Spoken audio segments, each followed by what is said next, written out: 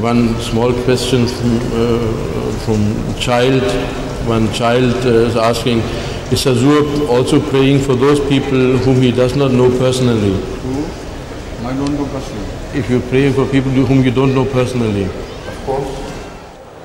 It's a regular feature of my prayers that I pray in different sections. First of all, those whom I know who are related to me, then those who are not related to me, but I know them and they know me.